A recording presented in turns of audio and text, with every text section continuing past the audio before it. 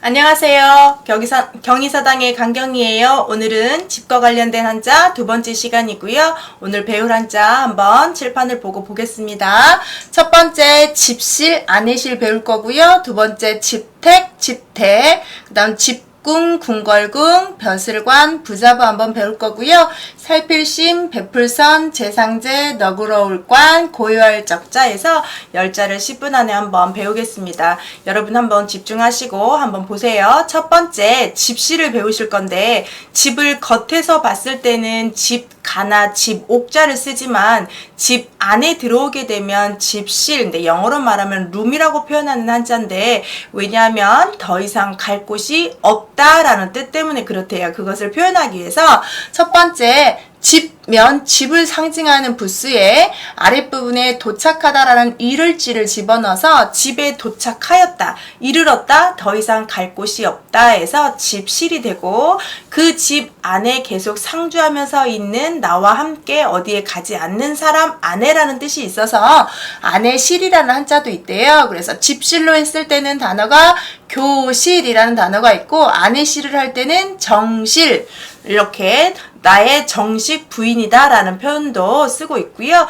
정식 부인이 아니면 첩실이다 라고 표현을 하겠지요. 그래서 집에 도착하여서 가는 곳, 그래서 여기에 쓰진 않았지만 욕실, 침실, 거실 이런 식으로 할 때 실자를 쓰는 한자는 다 이걸 쓰면 된다고 합니다. 두 번째, 집택도 되고 댁도 되는데 아랫부분은 풀립 모양을 해서 풀립탁, 맡길탁 이래서 여러 가지 뜻이 있고요. 이 아래는 발음만 역할을 하고요. 집은 집을 상징해서 택이라는 발음, 댁이라는 발음이 있는데 택이라고 할 때는 주택, 댁이라고 할 때는 택배. 요즘 뭐 택배가 없으면 물건 사기가 상당히 불편할 거예요. 그래서 택배할 때 쓰는 한자인데 발음이 두 개라는 거, 그래서 단어도 두 개씩 쓰고 있어요.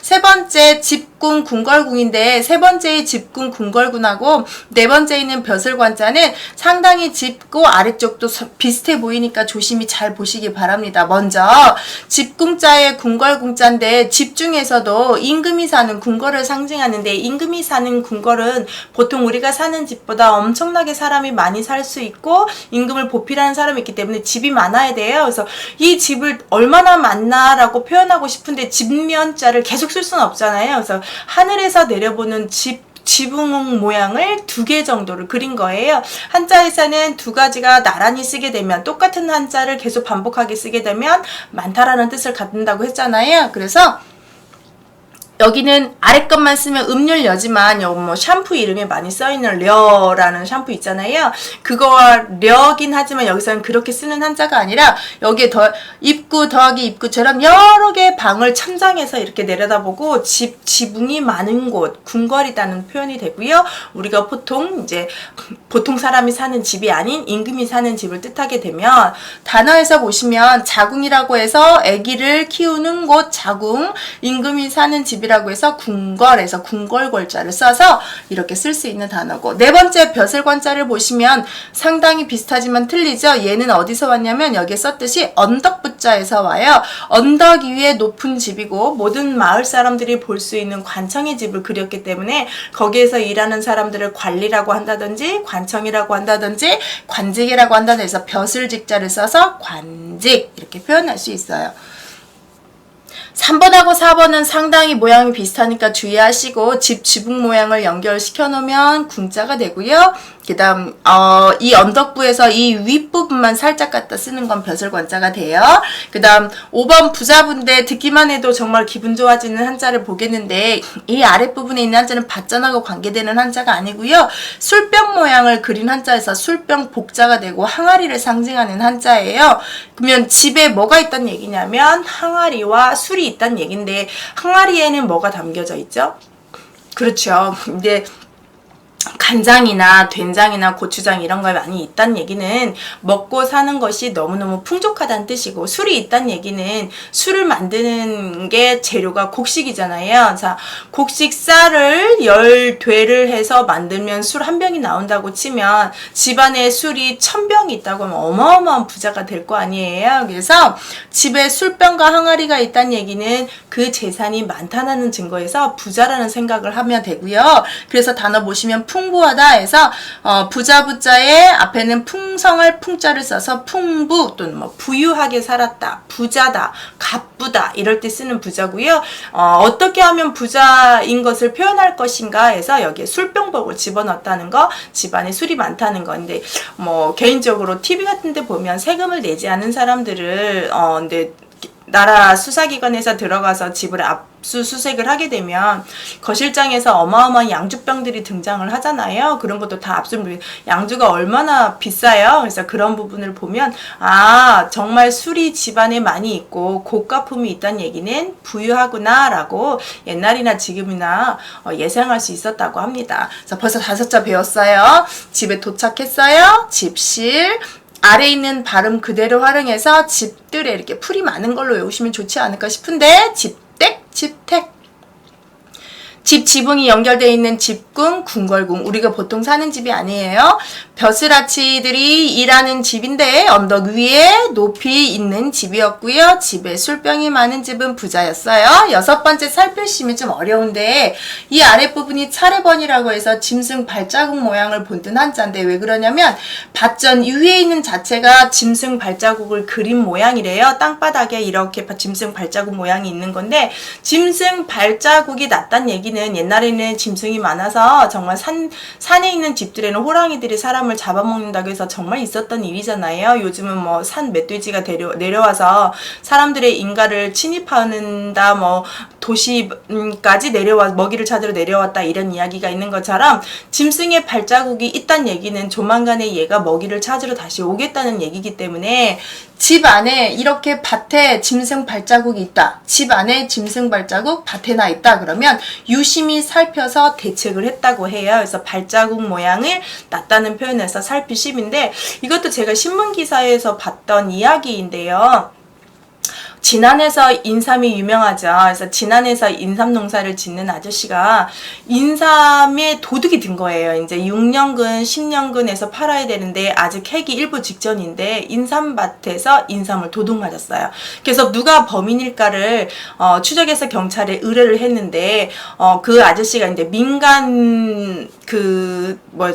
민간에서 자계하는 민박을 했던 거예요. 그래서 그 사람들 중에 한 사람일 거라고 심증은 가나 물증이 없어서 경찰에 의뢰를 했는데 어떻게 잡았냐면 그 도둑이 인삼밭에 갔을 때 신고 갔던 신발 자국과 그 민박에서 자고 있던 사람의 신발 자국이 똑같고 거기에 흙 재질과 신발에 묻은 재질이 같다는 거에서 증거를 잡아서 검거했던 신문기사가 기억이 나는 게요. 밭에 난 발자국을 보고도 이렇게 범인을 잡을 수 있는 시대가 됐잖아요. 그래서 밭에 난 발자국을 잘 살핀다 해서 심판하다 해서 판단할 판. 좀 기억이 남는 기사예요. 그래서 발자국도 잘 살피는 거나 이렇게 좀 연상을 하시면 어떨까 싶어요. 그 다음 7번에 베풀선자는 이 가운데 있는 건 나릴이 아니라 나릴보다 크게 쓴 말할 왈자예요. 말이 막 퍼져나간다는 의미를 상징하는 거여서 위에 하나 일, 아래 하나 일 써서 말이 뻗어나간다. 뻗칠긍인데 한 사람한테 가는 게 아니라 임금님 말씀하신 것이 곳곳으로 뻗어나가기 때문에 집 쓰고 집집마다 말이 뻗어나가는 걸 그래서 베풀선이고 단어도 선포, 선언, 선서 이런 식으로 집집마다 지도자의 말이 전달되는 거, 말이 전달되다에 포인트를 줘야 돼요. 집집마다 말이 전달되다 해서 베풀선이 되겠습니다. 그 다음 재상제는 임금 밑에서 열심히 일을 도와주는 사람이 재상이고 높은 관직을 상징하는데 이 사람이 형벌을 주관했어요. 그래서 이 사람 집에는 재상 집에는 이 매울신자가 있었는데 우리가 라면 이름으로 매울신을 많이 알지만 이 매울신은 원래 형벌 도구예요. 문신을 새길 수 있었던 날카로운 도구. 근데 날카로운 도구 하면 우리가 생각나는 게 칼이니까 칼이라고 치면 이제 날카로운 도구에다 먹물을 묻혀서 아무 마취 같은 것도 하지 않고 그 사람이 나쁜 사람이라고 신체에다가 새기는 문신 형벌 말이에요. 그래서 그렇게 무서운 형벌을 주관하는 벼슬을 높은 벼슬이 명령할 수 있겠죠. 재상이 그렇게 하였다 해서 재상할 때 쓰는 한자고요. 이름자에 제자 들어가는 사람도 상당히 많이 쓰는 한자예요. 너구랄 관자가 상당히 어려운데 이 아랫부분이 약초 이름 환자에서 환이 발음이 관이 되어서 집에 이렇게 많은 약초가 널브러져 있다, 많이 흩어져 있다, 정말 많다라고 해서 많이 있다만 갖다 캐치를 해서 너그럽다로 썼고요. 좋은 단어로 많이 씁니다. 그래서 관용을 베풀다 할 때 용자가 얼굴용인데 여기서는 얼굴용이 아니라 용서할 용자로 보셔서 너그럽게 용서하는 건 관용. 그래서 간자가 상당히 어려워요. 2급 정도 되는 한자인데요. 집 아래다가 풀이름 한자를 써서 쓰기도 하고, 또 어떤 책을 봤더니 높은 관직에, 즉 과거급제를 했을 때 썼던 그 모자 모양이, 모자를 쓰고 이렇게 꽃이 있는 모습에서 그런 모자, 아주 화려한 과거급제를 하고 썼던 모자를 쓰고도 들어갈 수 있을 정도의 큰 집이다 해서 큰집관이라고도 써있는 한자책이 있더라고요. 여러분 편하게 외우시는데, 저는 오늘 약초가 널브러져 있는 그런 넓은 집, 약초까지 기를 수 있는 부유한 집, 그래서 너그럽다를 좋은 의미로 쓰는 게 아닌가라고 저는 해석을 할게요. 자, 10번에 보시면 고유할 적자는 아랫부분에 아제비 숙자는 작은아버지 숙자에서 숙부 숙자예요. 근데 집에 작은아버지 혼자 살아요. 아주 적적하게 사시다 할 때 이 적자 2개 쓰면 되겠고요. 한가할 한자를 써서 한적하게 사시다 해서 여러 명 사시지 않고 이제 혼자 사는, 요즘은 혼밥, 혼술해서 혼자 사는 주거인들도 너무 많이 늘어나고 있고 결혼하지 않은 사람들도 많이 있는데, 혼자라는 표현을 여기서 아제비 숙자를 넣고 숙도 넣으면서 발음도 적자 발음을 하게 한 거죠. 그래서 여기에 기역 발음으로 끝나는 것 때문에 형성자로 칩니다. 그래서 고요할 적 아제비 숙, 이것을 발음을 줬다. 그래서 여기 보시면 짐승 발자국 살펴보자. 집에 난 짐승 발자국. 그 다음에 임금님의 말이 집집마다 퍼져나간다 해서 베풀선. 그 집에 형벌 도구가 있는 집은 재상집이다. 그 다음 약초를 기를 수 있을 정도로 큰 집, 너그러운 집, 너그러울 관, 집에 아제비 혼자 사는 집, 고요한 집 해서 이렇게 10가지를 배웠습니다. 집에 집하고 관련된 한자들은 많지만 제가 오늘은 정말 집하고도 약간 관련된 한자들을 한번 해봤어요.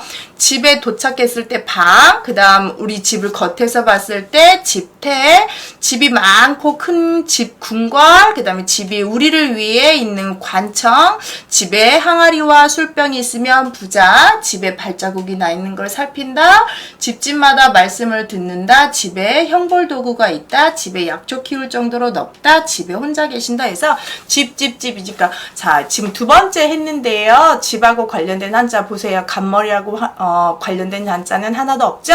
이제 두 파트가 남았는데요. 2파트에도 집하고 관련된 걸 좀 주제로 나눠서 해봤으니까 3번째 영상도 기대해 주시고요. 배운 한자들은 좀 공책에 써보거나 반복적으로 보시거나, 아니면 제 영상 밑에 제가 내용에 항상 한자를 써놓으니까 그걸 손에 들고 다니면서 암기하는 방법도 좋고요. 반복해서 영상을 계속 보셔도 좋겠습니다.